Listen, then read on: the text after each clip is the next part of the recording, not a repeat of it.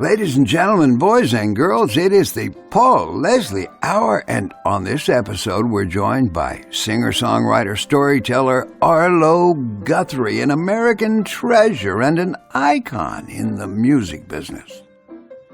You know that the Paul Leslie Hour is made possible by viewers and listeners like you, so if you would, check out www.thepaulleslie.com/support and help keep this ship sailing. All right, folks, Arlo Guthrie, Paul Leslie, it's showtime. How you doing, Paul? I'm great. How are you doing? So far, so good. I'm so glad to talk to you, and you have a nice, well-lit room there. It's good to be joined by you. Well, I got a cup of coffee. I got a fabulous wife. You're looking pretty good. So all's well. I just saw you do an interesting conversation with my old friend, John Sebastian. Yeah, John Sebastian. Yeah. Yeah, he was that was my second time talking to him. He's a real interesting guy, as you know. I haven't talked to him for years, but anyway, I just thought I'd mention it. I was checking in on your, basically what you do. And I thought nothing better than seeing an old buddy of mine I haven't seen for years. Well, I bet you he would love to hear from you. And thanks for checking out that interview. Sure. Well, I think a lot of people, you're one of those people, I think I could spot you if you were walking across the street a half a mile away. You have an iconic kind of look. But I have to introduce you. You're one of our beloved American singers, performing and recording artists. I can tell you, I've been listening to you my whole life. If you go through all of my CD collections, one of the first that I bought when I started buying music was an Arlo Guthrie album. So this is kind of surreal. It's a great pleasure to be welcoming this unique voice in American music, a great storyteller, now retired, but Arlo Guthrie, it's an honor. Thank you, Paul. So pleasure to be with you, by the way. It's an honor for me. So what's been going on today? You're in the beautiful state of Florida. Well, we about what was it, 3 years? Oh, 3 months. Oh, we've been, yes. I've been trying to go back in time, but I had an old seafood building that had originally been built by the Coast Guard right on the Indian River on the east coast of Florida, midway up and down. And it took me about 35 years to convert that into a home. And but we finally got it done. And we sold it about a year and a half ago. And but I'm still in that same area because at this age, my age, you don't want to be out shoveling snow, which is the alternative. So we've been down here since December, probably head back up at some point in March or maybe early April to Western Massachusetts, where I've lived for a very long time. So as I mentioned in that introduction, you are retired from the performing side of music. What has that been like for you? Well, it was all I knew. I started performing on stage at a very young age and had initially some great success.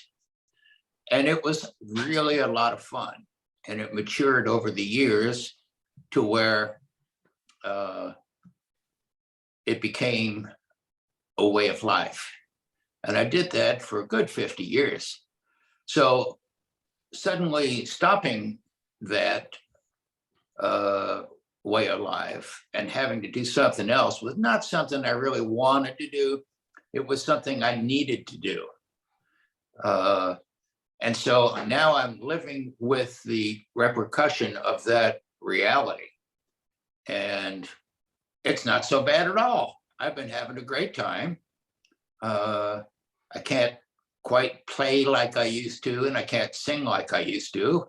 And I remember, my old friend Pete Seeger, when he was in his, probably late 80s. And I called him up to do a show like we'd been doing at Carnegie Hall in New York for years, decades. And I said to him, Pete, would you join me on stage? And he said to me, Arlo, I can't sing like I used to sing, and I can't play like I used to play. And I looked at him, and I talked to him on the phone. I said, Pete, look at our audience. They can't hear like they did 30 or 40 years ago. So it shouldn't be a problem. And I have dealt with that. Of course, he laughed. And so I'm laughing because I find myself in the same position where I realize I can't do what I used to do. And I have to learn to do other things. And mostly for me, it's been great. I just got married a few months ago to a woman that I've known for just about 20 years. And we finally decided to do that. That was fun. And we've been putzing she does the gardening. I do the commenting. But when I picked up the snow shovel last year, she looked at me and said, are you an idiot? What are you doing? Put that down, call the grandkids, something like that, And so I realized, you can't be doing the stuff you used to do, especially because I've had some physical issues and stuff like that. And so now I'm taking it easy, and I'm enjoying the fine weather, as you are up in Georgia, right? Yep, I'm one state above you.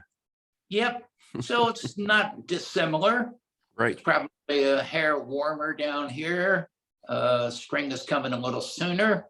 It won't hit the place we live in Western Massachusetts for another month or two. But meanwhile, we get to enjoy the weather. I go, taking care of myself as best I can. Reading books, which I never had time to do. And enjoying life as best I can. Wonderful. Well, I have to say, first of all, congratulations on the wedding. You have one of the best wedding photos of you and Marty that I've ever seen. The one that's in the newspaper. Well, what can I tell you? We had fun getting married.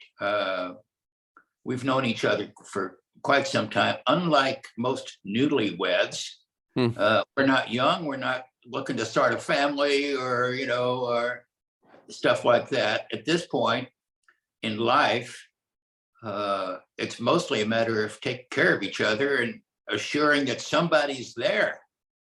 Somebody who not only understands you, cares about you. Oh, there she can't help it. Yeah. So we're having fun, and it's nice being married again. You have a lovely bride. I do. So Arlo, I saw momentarily there a guitar, but I'm just wondering, do you stay in any way, just even for your own pleasure, artistically creative? Do you write or anything like that? Well, I try to. I was never one of those prolific writers. I was never that disciplined. So I don't get up every day and spend a certain amount of time at it. But I'm the kind of person who enjoyed playing. I was a pretty good guitar player in my time. And I still do I do a little playing to keep my fingers in shape. That was one of the things that happened was, about a year and a half ago, I had my third stroke, and it put me into a place where I had lost some of the strength in my left hand, which happens to people. And I had planned on rehabilitating myself, as it were, to get some strength back by going out on the road, because there's nothing like learning to play when people are looking at you. You can do it in your own home, but it's not quite the same. And so we booked some shows, and we went out and did about 10 shows. All of a sudden, COVID hit, and all the venues shut down. And at first they were postponed, and then they were canceled, and then they were rescheduled, or I don't know, whatever they were doing. And I finally realized, wait a minute, this isn't going anywhere for a while. And so my rehabilitation was put on hold. My idea of rehabilitating getting my strength back, getting my performance chops back, getting my vocal chops back, were all just canceled as a result of the pandemic. So Marty and I went to my home in New England, stayed there for a year and a half, trying to stay out of harm's way. And I realized that it was a never-ending. It was not going to get better for me personally. The world might recover. People will get back to work. People will go out and enjoy themselves. But for me personally, those better days of being an entertainer were behind me. And it really wasn't so much the gigs themselves. Standing in front of people doing a show is a lot of fun. And it's energizing, and it's healing, and it's all of those things. It's wonderful. But the sitting in the tour bus for 6 or 7, 8 hours, sitting at a gig you get to at 1 o'clock in the afternoon because it takes them 6 hours to set up the stage, that was getting old. And I didn't want to do that anymore. So I canceled, or I retired from that part of it. So I haven't officially retired from performing so much as I've retired from getting there.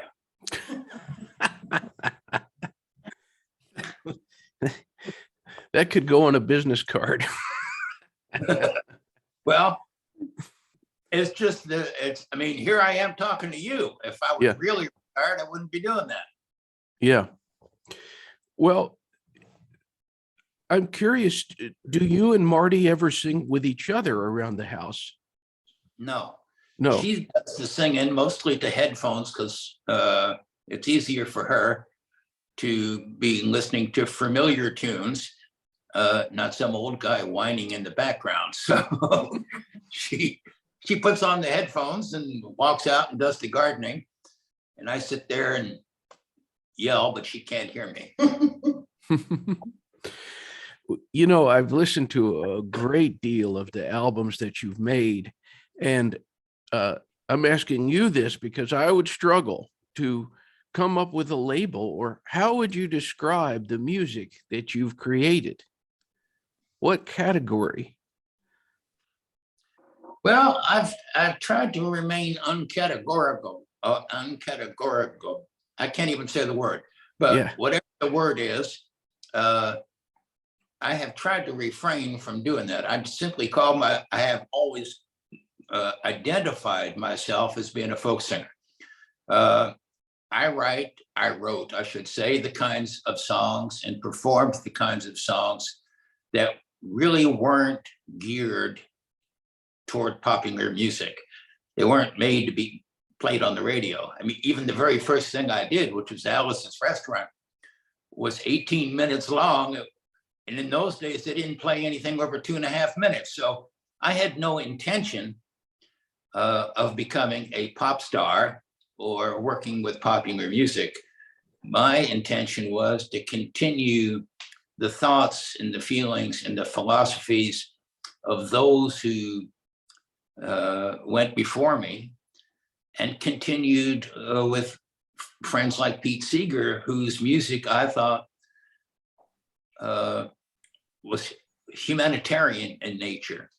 In other words, it made you feel good about yourself, or they made you to think about something, or they whined, or they moaned, but they loved too. And they had songs for little kids. Songs about life were more important to me than writing or performing the kinds of songs that would have made me a lot of money or set me up to be some kind of pop performer. I've resisted the categories.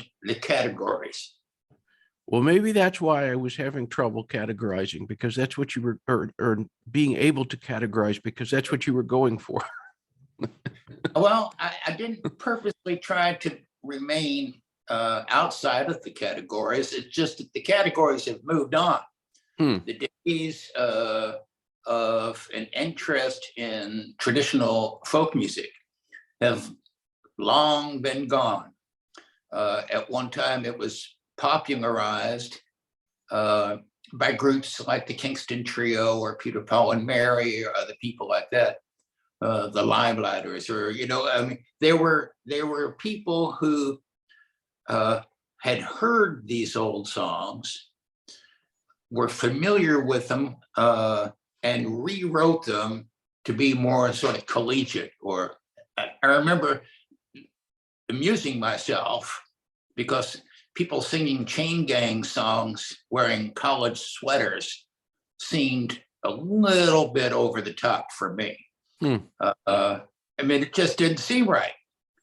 And I remember growing up as a kid, I would listen to the records that my father had, and they were all these old blues guys and jazz guys. And I realized as a young person, I couldn't sing that stuff. I mean, I could have, there were people doing it, but it sounded foolish to me. So I had to wait, and it was a long-standing joke on stage. I mean, I had to wait for my voice to get old enough and grouchy enough to authentically sing the kinds of songs that I heard when I was a kid. Very interesting. Would you be able to define folk music, what that is? Well, for me, anyway, I have usually defined it not as a genre. A lot of people think it's there's a certain sound to it, but take a song like Yankee Doodle, and everybody would say, "Oh yeah, that's an old folk song." But if an orchestra plays it, it's still a folk song. If a symphony orchestra plays any old Joe Clark or something like that, it's still old Joe Clark. It doesn't matter what it sounds like, and it doesn't matter what instruments you use. It's the tradition that there are two major traditions. One is that you play by ear. You listen to something and you say, "I want to do that." And you figure it out how to do that. And that's what I did when I was a kid. And I guarantee you that most country music, jazz musicians, rock and rollers, rap artists, whoever they are these days, they learn the same way. They hear something and they want to emulate it. They want to learn from it. The other tradition is a classical tradition where you learn to read it. So you don't really create your own stuff, but you create what's already written. And the better of a classical player you are, the more able you are to do things that are written authentically. You don't goof up. In other words, you have to practice. Well, I can guarantee you that I practiced what I did over and over and over again, thousands of times, before I even felt comfortable performing it. So it takes the same work, it takes the same dedication, but there are two distinctly different ways of doing it. And the former, the way that you learn by ear, is what I would define as folk music. And the other I would define as classical music. You have recorded, in addition to your own songs, a lot of songs, from traditional stuff to things that Bob Dylan wrote to classics like Can't Help Falling in Love. Can you name for us a song that you think, just maybe the first one that comes to mind, that is exceptional in its quality? Well, I was lucky enough to have access to not only my father's collection of records, but his records of himself, and also to the lyrics that he wrote to songs that he never got around to put music to. So if one song stood out, it would be my father's song called My Peace, which is especially relevant these days. And it's one he wrote long past his prime as a writer. But I thought it was eloquent, it was simple, it was not overly done, and it just needed a tune. And so I created one, or stole one from somewhere, and I'd been singing that song for years and years to close the shows that we did. So that's I would say, if 50 years from now, when I'm no longer around, and they say, what did Arlo Guthrie do? That song, I hope, would be in the list of things that I did. Well, there was one I mentioned there, Can't Help Falling in Love. Right. And one of my favorite interviews that I got to do was with one of the writers of that song, Luigi Creatore, down there in the Sunshine State.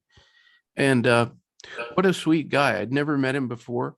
He came to the door and hugged me like right away. And well, with a name like that, that's what's going to happen. Yeah, what a musical name, Luigi Creatore.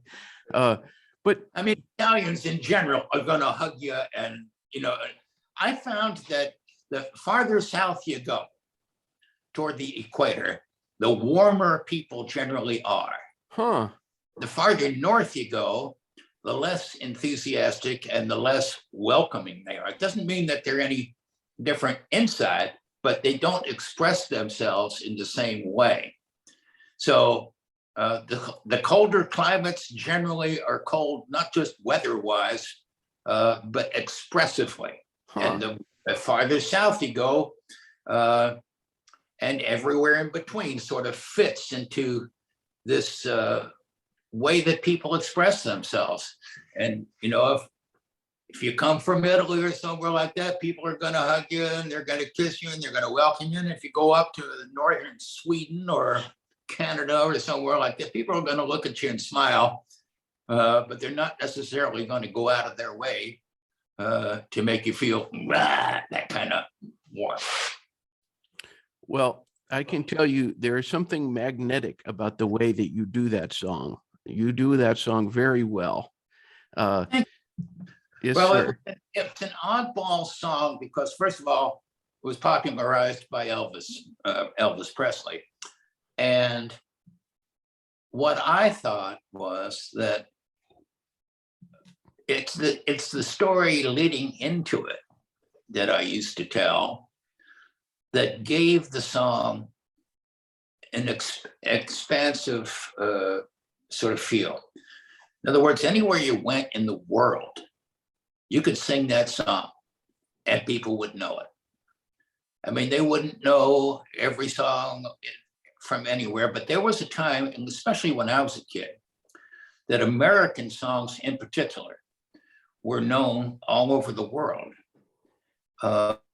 And I mean, I never even thought about it. It was just the way it was.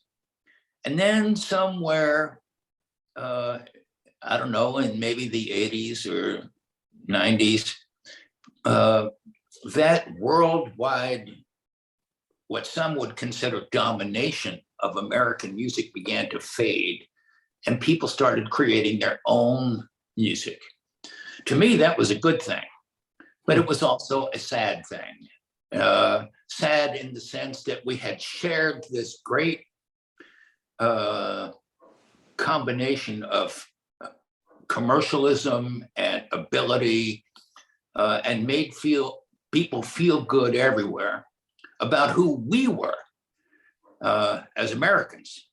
And that began to fade as people began to want to feel good about themselves. And so it was a switching of priorities, a switching of reality, or something happened. And these days, you will still find us being, there's an American presence almost everywhere you go in the kinds of music that people make themselves, but they will make it in their own language. They'll make it at their own way. They're wearing their own outfits or whatever. And if it sounds a little bit like hip hop or something like that, or rap music, it's because we still have a presence on the world stage musically, but we don't have the dominance that we did.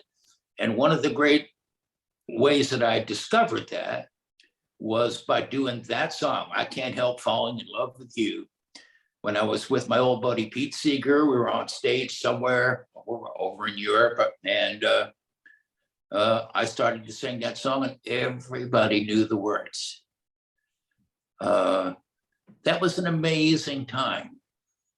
We felt a unity, and we're beginning to feel it again to some extent, maybe because of what's going on in Ukraine right now, maybe because we realized that the kind of influence we used to exert culturally is more important than the kind of influence we used to exert militarily. And that gave me hope, not just about who we were, but who the world is, who the average guy is. There's something that there's something to be said for the kind of influence those songs had. And they didn't have to be political, and they didn't have to be cultural, and they didn't have to be anything. They were just popular music. So even though that wasn't my forte, there was no reason for me to ignore that was real. There are a lot of people who wrote to me and said, "You're no Elvis," you know. And I said, I wasn't trying to be. I just wanted to say thank you in my own way, not just to the guys that wrote it, but for the people who learned it wherever they were, because it meant something to them. What a great observation. And on that note, having traveled around as much as you have, playing music for the people, what would you say that experience has taught you about human beings?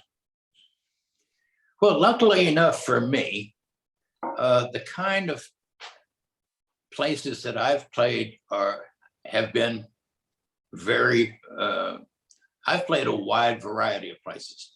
Everything from little tiny coffee shops with 50 or 60 people to stadiums with 50 or 60,000 people. And although all of it was fun and all of it was great, there's nothing quite like learning your chops when you learn in front of 100 people who are drinking the bars. And you know, there's guys out there right now who are playing these little clubs and little bars in every little hometown, everywhere in the world. It doesn't matter what continent they're on, but they're out there. It's not the money, trust me. It's because they love doing it. It's because it's fun. but they are the most difficult audience to try and sing for, because they don't really want to pay attention to you. They didn't go to the bar to hear you. I mean, maybe later in life they did.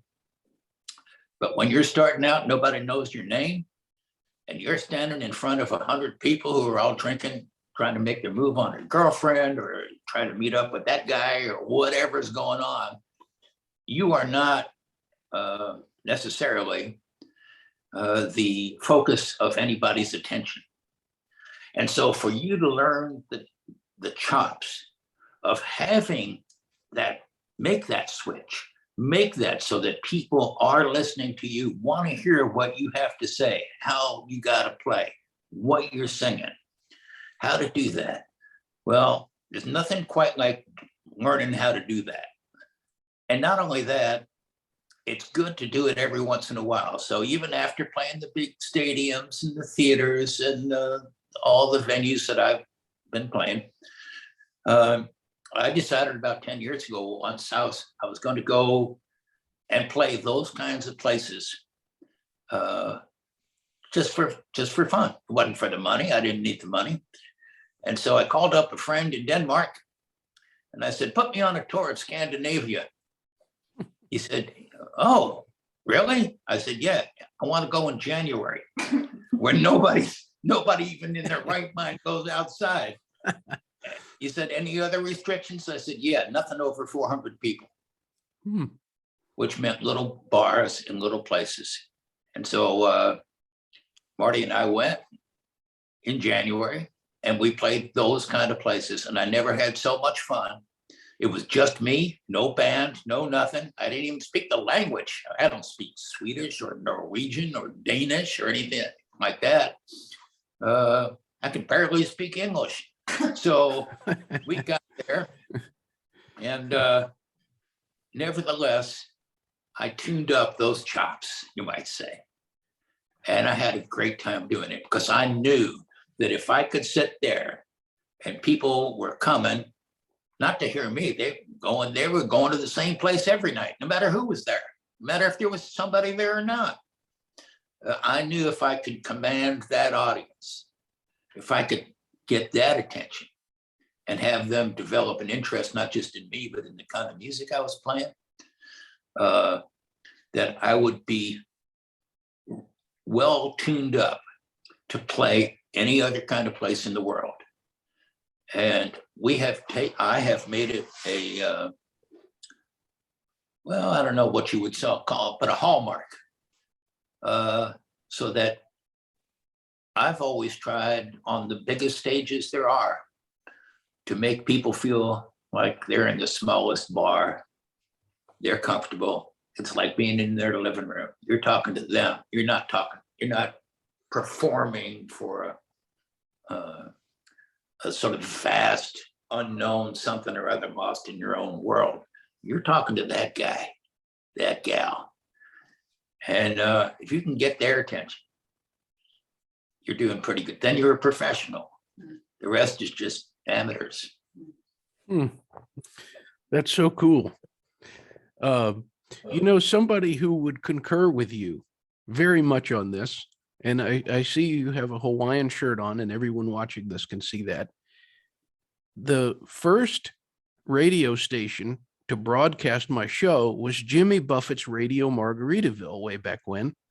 Wow. And every single year, of course, on Thanksgiving, the wonderful program director Steve Huntington always plays Alice's Restaurant and makes a big deal about it.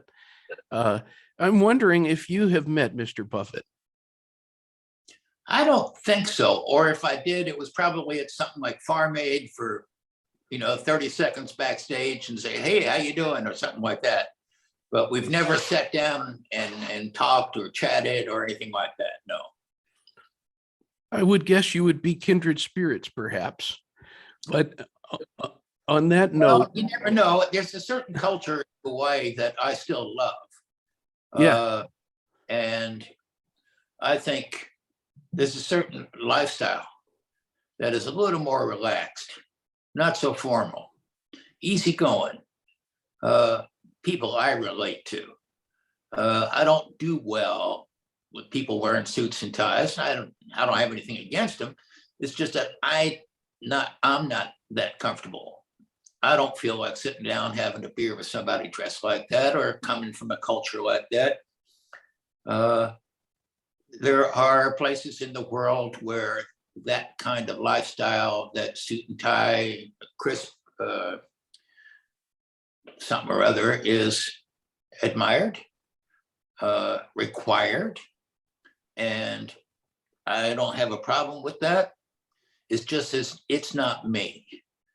And I have been either stubborn enough or self-indulgent enough so that I never felt as though I had to accommodate that kind of life. It's fine for whoever it's for under particular circumstances, like a funeral or something like that, a wedding. You might want to get dressed up a little bit.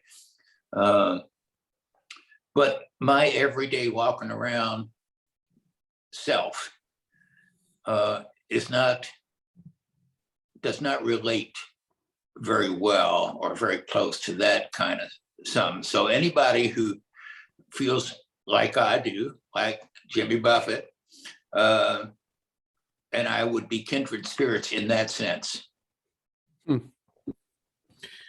Well, on that note, what do you look for in another human being? What do you admire about someone? Well, I think, generally what I admire is somebody who is able to see beyond their own self. I like people who take themselves seriously as the first work. The first work you do is on yourself. I was thinking about this the other day when it occurred to me that we all have a vocabulary. There's a certain amount of words that we know. And we use those words for good or for ill. And we have learned those words since we were kids. There's a certain way we define other people, and there's a certain way that we've defined us. And people who generally speak ill of others, I sense, are using the same vocabulary that they have used on themselves. When somebody says somebody else is stupid, it's because they've said to themselves they're stupid. Otherwise, stupid wouldn't mean anything to them. You have to know what those words mean. So when somebody calls somebody else something, it's because they've called themselves, they recognize those same words in themselves. So I admire the kind of people who speak well of others, because it means they have spoken well of themselves. I admire people who are able to see beyond their own self into somebody else, how they're feeling, to see what the other shoe feels like. You don't have to walk in it. You just want to be at least aware that your shoes are not the only ones there are. There are other people with other shoes. And once you know that, you can make friends with just about anybody who is willing, who has that same understanding. And luckily for me, one of the other things about vocabulary is music. Music is a vocabulary in and of itself. It is a language in and of itself. And it has different grammatical structure wherever you go. But as long as you are willing to listen, you can figure out somebody else's grammar pretty quickly. And as a musician, I have found that I've been around the world a few times. There's nobody I couldn't play music with, even though I couldn't speak their language and they couldn't speak mine. We didn't have anything to say to each other that made sense, intellectually, or about religion or politics or whatever was going on. But musically, we could talk to each other and it would be understood. So one of the first things I did was to teach my kids the language of music. They don't have to speak it very well, but they understand it. They've heard it. It's just like when you grow up with your parents or grandparents who speak a different language, you don't know everything they're saying. Half the time they're saying it just so you don't know what they're saying. But the structure of it, the sound of it is familiar. So if you had to go learn it at some point, it wouldn't be that difficult. It would be less difficult than if you'd never heard it before. If you couldn't form the vocabulary with your own physical structure, the way your tongue moves in your mouth, the way your muscles move and everything. If you hadn't heard it, it would be very difficult. So one of the things I've always valued in other people is the ability to listen and the ability to keep an open mind. Don't be so judgmental. Don't have expectations. Just see what's going on, because that way their thoughts and their feelings can move through you, even though you don't understand the language and you don't understand the grammar and you don't understand all that. But there's a whole lot you don't understand, but you can still feel it. And I've always treasured that and valued it. That's something. Well, you mentioned him a couple of times now, the great Pete Seeger, and there are a lot of really iconic people that you have shared the stage with, Bob Dylan. Is there someone who has especially thrilled you? The first person I ever met outside of my father, who continues to this day to be a big influence, is Lead Belly. I met him when I was 2. By the time I was 3, he was already gone. So I know I had to be around 2 years old. And I remember about 25 years ago playing somewhere in Oklahoma, doing a show. And I thought I saw Lead Belly walk in the room, but that couldn't be, because he'd been gone for 30 years. And but I looked at this guy, and it was Lead Belly. That's what came to mind when I saw him. It was something in his eyes, and it stopped me cold. I couldn't figure it out, because it couldn't be Lead Belly, but it was Lead Belly. Well, it turned out it was one of Lead Belly's nephews or something who had the same eyes. Well, I'd been too young to remember that time. I don't remember looking in Lead Belly's eyes, but something in me recognized that look. Something I couldn't even remember, something that I didn't know I knew. And we talked and we had fun. And it reminded me of a time when I was very young, and I had gone to see Olatunji, a great drummer from Africa. And went home, I bought the record or something like that and wore it out. It was called Drums of Passion. And so, I don't know, about 20 years ago, this was when I was a kid, and he was an old man then. About 20 years ago, I was in Africa, and I was doing a show or something. I was doing something. And I'm sitting in this big auditorium, waiting for the show to begin. And before I think Nelson Mandela was going to be there or something. So there was a big buildup of enthusiasm. People were, impressed.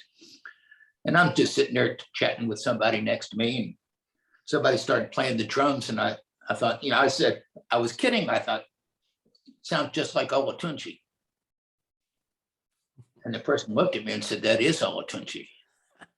And I looked at the sage. I said, that can't be. And then I started thinking, wait a minute. How could I know who that was? How could I know just from the drum? I mean, there's no melody. There's no chord changes. It's not a song. It's not something we would identify as recognizable. It's not like listening to Mozart or Beethoven or something you could, or even Bob Dylan. I mean, it's not something, it's a drum.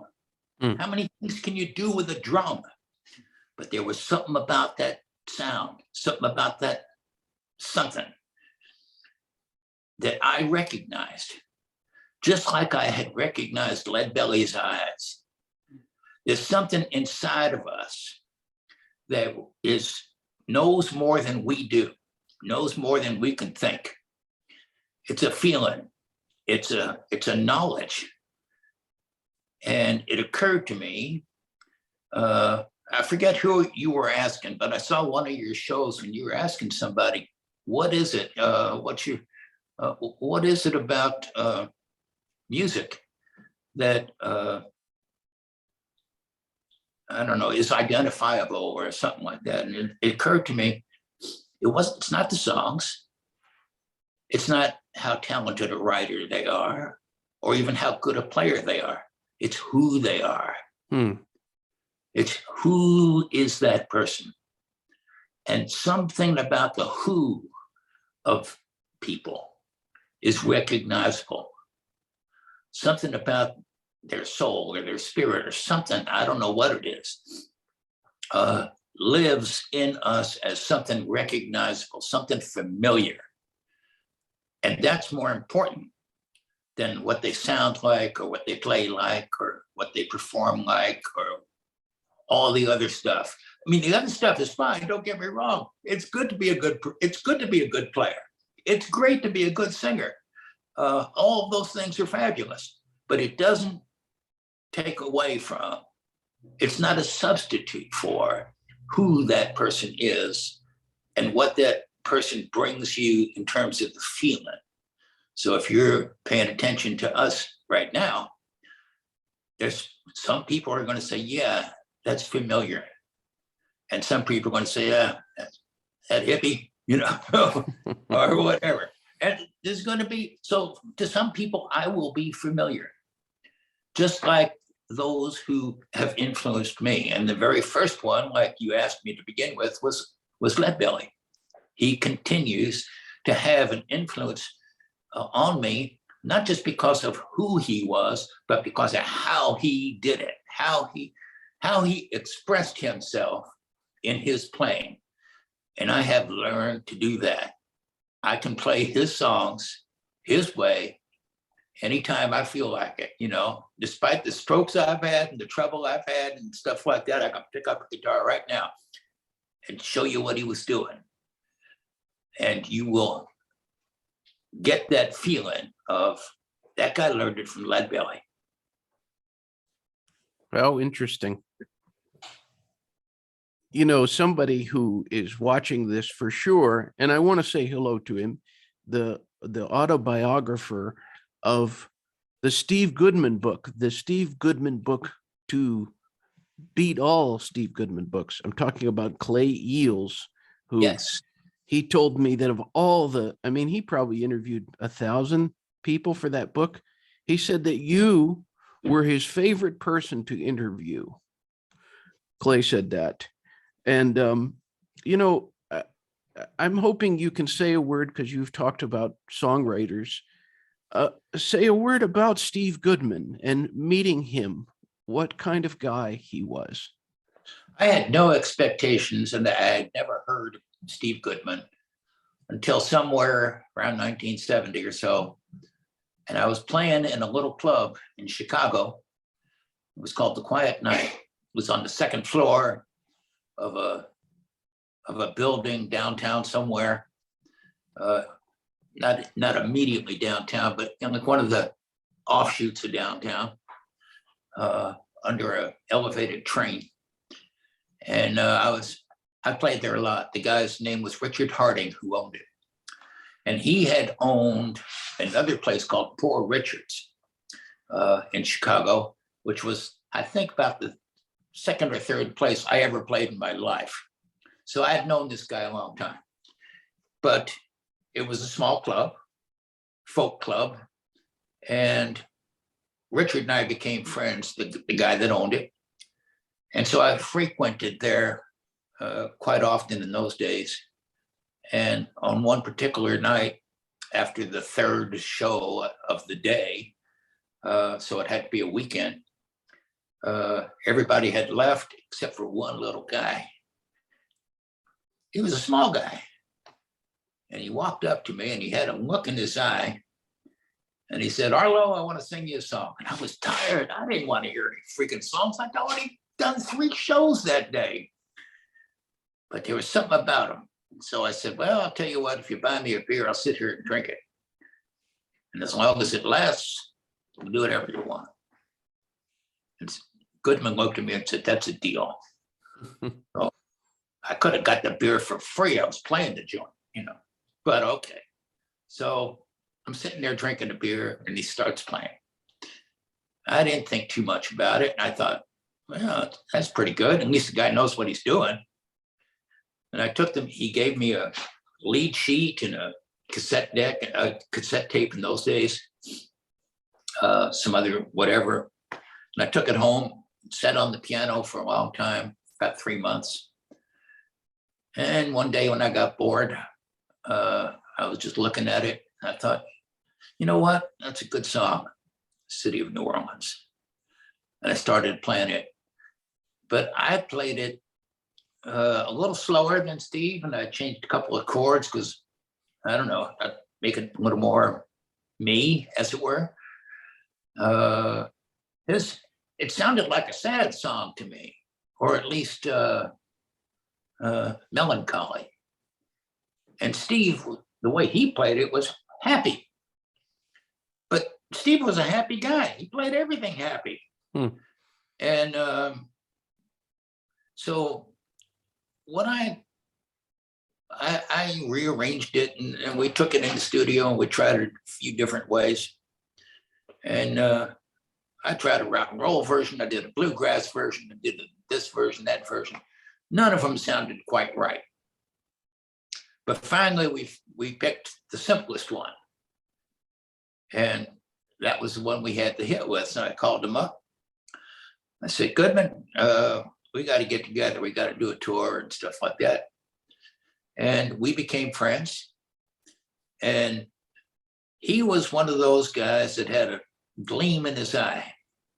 Almost the only ball game I went to in my life was when Goodman took me to Wrigley Field in Chicago to see the Cubs play or to see the Cubs lose. They were losing everything in those days. They couldn't win if they want, for nothing. And he didn't care. He just wanted to be there. And I grew to love that guy. He had the best heart, always bubbly, always excited, always up for something. He inspired you to do things, just to live.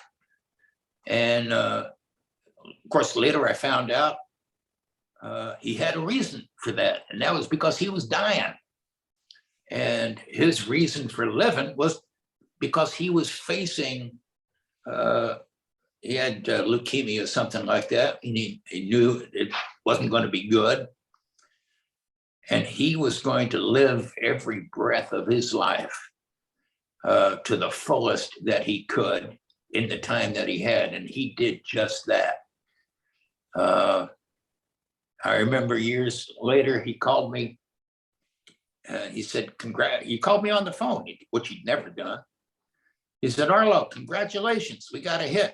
I said, "What do you mean we got a hit? That was 10, 15 years ago." He said, "No, Johnny Cash recorded the song." Willie Nelson. Oh, Willie Nelson, that's right. He said, "Willie Nelson recorded City of New Orleans." I said, "What are you calling me for? It's your song." He said, "Well, yeah, he didn't do it my way. He did it your way." And I thought, that's pretty cool. And so we talked, and we had determined we were going to do a tour together. He was a good friend of John Prine's, and I had also toured with John Prine a lot. And so I had heard Goodman stories from John Prine. And we had planned a tour, and he said, well, I got to go into the hospital. I don't know if I'm getting out of here, but if I get out, we'll go on tour. And he didn't get out. But he will remain in my heart. That gleam in his eye, smile on his face, the bounce in his step, all of those things remain well kept. And such a line, "Good morning, America, how are you?" It's just like every time it knocks me out. Well, that was him. That was Goodman. My father used to say, you can only write what you see. You can only write what you know. And if you try too hard to get out of your own life into somebody else's, then you become a fiction writer, which is fine, except it doesn't ring true all the time on stage. Goodman wrote the kinds of songs that were real to him. And so you knew when you were listening to him that you were listening to real life. Wasn't made up. He had a twist on it that might have put a smile on your face or a gleam in your eye or something like that. But because he would always see that part of reality. He chose to see that. The doom and gloom part that so many other writers use for their songs were not part of his vocabulary. They were part of other people's experience. But Goodman saw life for what it was for him, which was humorous, absurd, funny, happy, and engaging. And thank God for writers like him. I've been doing this thing at the end of the interview. It's like, I guess you could say, short question, short answer. And people have been really enjoying it. So I hate it already. what'd you say? I hate it already. Well, answer I'm in only, I'm only kidding you. Okay, go ahead. But I never interrupt my guests. There are no real rules, so to speak. What are you most proud of? I don't know yet. That's a great answer. Are there any misconceptions you think people have about you? I'm sure there are. That could be said probably about everybody, I guess. Exactly. If you could tell the young Arlo something, like the before the first album, if you could sit him down and say, Arlo, this is what you need to know, would you say anything to him, or what would you say? I have done just that. And the young me doesn't listen.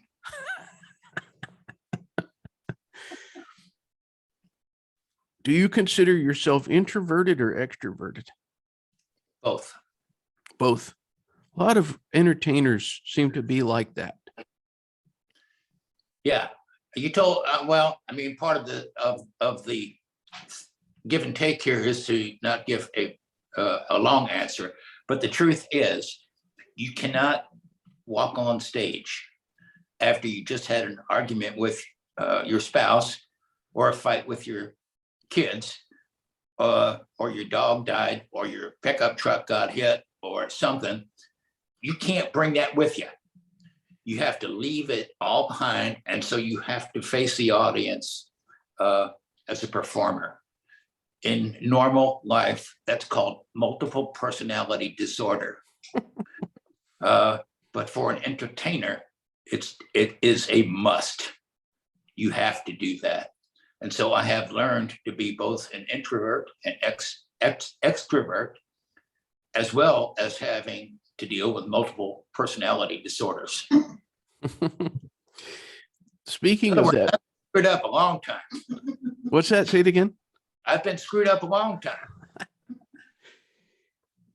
Speaking of that first album, that was on Reprise, right? Yes. Did you ever meet Frank Sinatra? I don't think so. No. It just My occurred to me. My mother was a huge fan. I'm sure I would have remembered, or she would have reminded me of a meeting with him had it ever occurred, and she did not. Well, I always like to end the show. I give the guest the stage. And yesterday I was looking at this tracking thing where people are downloading, and I was so surprised. I saw all these countries that people are downloading the show from, and I had no idea.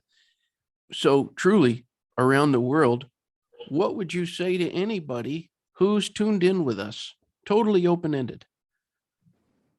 I'd say help Ukraine if you can.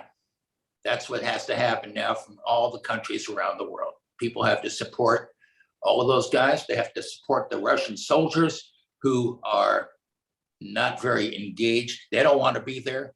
Russian people don't want to be there. Ukraine people don't want them there. It's you can't say cluster or something on this, can you? Or if you could, I would. But it ain't good what's going on, and people need to step up now and say something and support everybody who is looking for the world to be a little easier going on itself than it appears to be right now. I put all of these titles, labels on you at the beginning: recording artist, performing artist, singer, folk singer. How would you define Arlo Guthrie at heart? Slump. What did you say? It's not a word. It's a feeling. I am all of those things and none of them. So, I mean, who's Arlo Guthrie? We'll see. Well, I can tell you I have enjoyed talking to Arlo Guthrie, and it's been a great pleasure. You brought a lot of joy to the world, and that's an important thing. That's a good song too, Joy to the World. Yes. That was written by my cousin Hoyt. Hoyt Axton. Yeah. Yeah. We were distant cousins, and Hoyt was a good friend of mine as well. I miss that guy. Great, great, great artist for sure. Well, Arlo Guthrie, thank you so much for joining us. Absolutely. My pleasure. I don't get to do these very often, but talking to you was really fun. Thank you. All right, buddy. Yes, sir. You know, the Paul Leslie Hour is made possible by people like you, listeners, viewers. Please go to thepaulleslie.com/support, and you'll know what to do when you're there. Thank you. Thank you, everyone who contributes. Video editing today by Kumar.